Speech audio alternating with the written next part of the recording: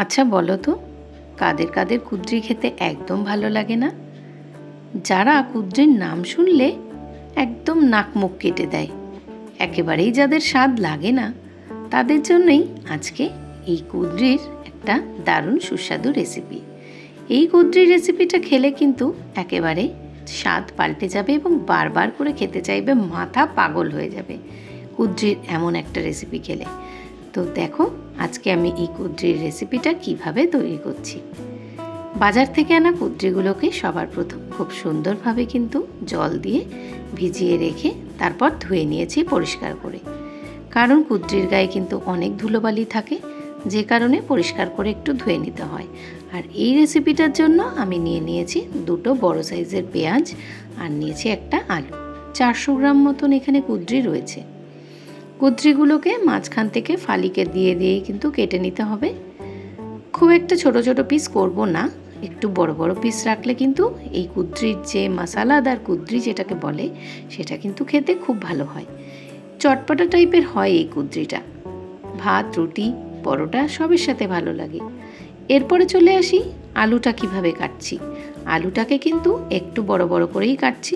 তোমরা চাইলে আলুটা নাও দিতে পারো, কিন্তু আমি বলবো আলুটা দিলে কিন্তু বেশি ভালো হবে। আলু কাটা হয়ে গেছে, এবার হচ্ছে পেঁয়াজটাকে কিন্তু আমরা আগে অর্ধেক করে কেটে নিয়ে হাফ করে 8টা খণ্ড করে কেটে নিচ্ছি। তো দেখো এখানে আমাদের পেঁয়াজ আলু আর কুদ্রি কিন্তু কাটা তৈরি হয়ে গেছে। তো এইভাবে কেটে নেবে, তোমরা দেখবে রান্নাটা করলে কিন্তু টেস্টও হবে, জিনিসটা ভালোও লাগবে। তো ভিডিও চলতে চলতে একটা ছোট্ট অনুরোধ, যারা এখনও আমার পরিবারের বন্ধু হওনি তারা আমার পরিবারের বন্ধু হয়ে যাও এবং পাশে থাকা বেল নোটিফিকেশানটা অন করে ভিডিওটাকে লাইক করে আমার পাশে থাকো।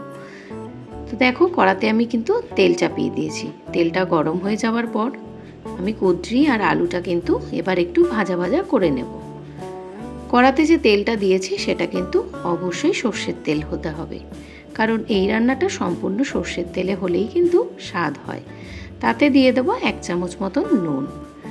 সমস্ত মশলাগুলো দিয়ে এখন একটু নাড়াচাড়া করে 5 মিনিট ঢাকা চাপা দিয়ে রেখে দেবো জল বেরিয়ে আসা পর্যন্ত।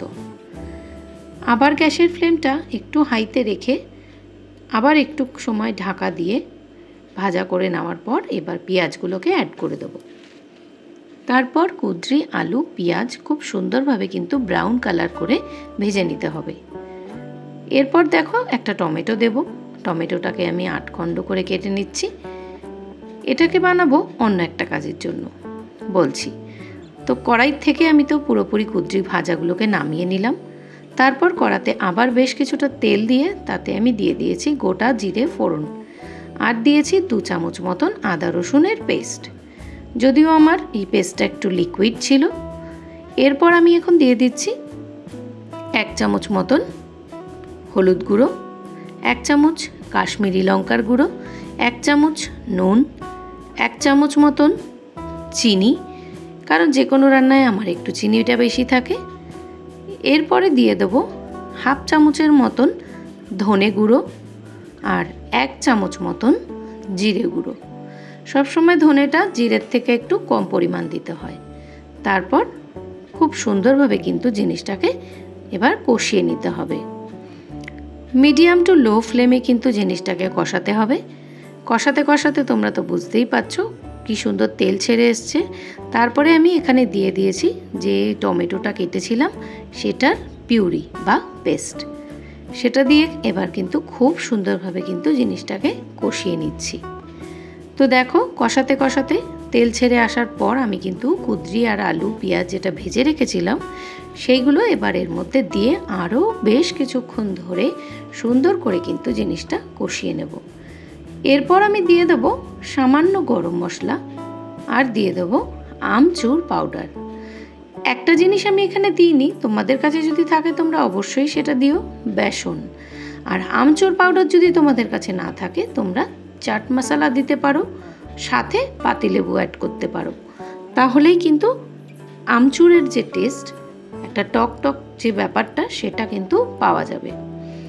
সমস্ত মশলা দিয়ে কষিয়ে নেওয়ার পর আমি এখানে দিয়ে দেবো বেশ কিছুটা ধনেপাতা কুচি।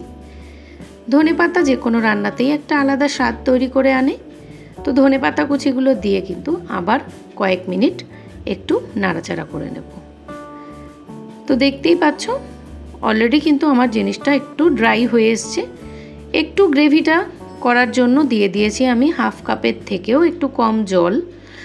এরপর আমি একটা ঢাকা দিয়ে রেখে দেব 2 থেকে 3 মিনিটের জন্য। 2 থেকে 3 মিনিট পর যখন খুলেছি আমি এখানে কাঁচা লঙ্কাগুলো কুচি কুচি করে কেটে দিয়ে দিয়েছি, কারণ কাঁচা লঙ্কার গন্ধ আমার নাবানোর আগেই ভালো লাগে। তাই জন্য কাঁচা লঙ্কাটা আমি মশলা কষাতে কষাতে দিইনি, কারণ তখন কাশ্মীরি লঙ্কার গুঁড়োটা অ্যাড করেছিলাম। কাঁচা লঙ্কাটা দিয়ে এবার কিন্তু খুব সুন্দরভাবে নাড়াচাড়া করে আমি এখানে আর বেশ কিছুটা ধনেপাতা আমি এখানে অ্যাড করব। ধনেপাতা লাস্টে কিছুটা দিলে গার্নিশিংয়ের কাজ করে, তো সেই কারণে তো দেখতেও ভালো লাগে।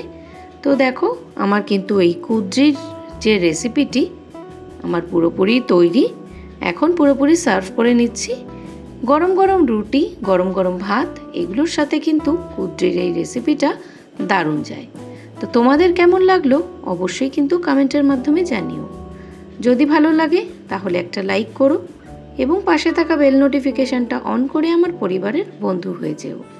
ততক্ষণ পর্যন্ত সকলে ভালো থেকো, সুস্থ থেকো। আবার আসবো পরবর্তীতে কোনো নতুন রেসিপি ভিডিও নিয়ে।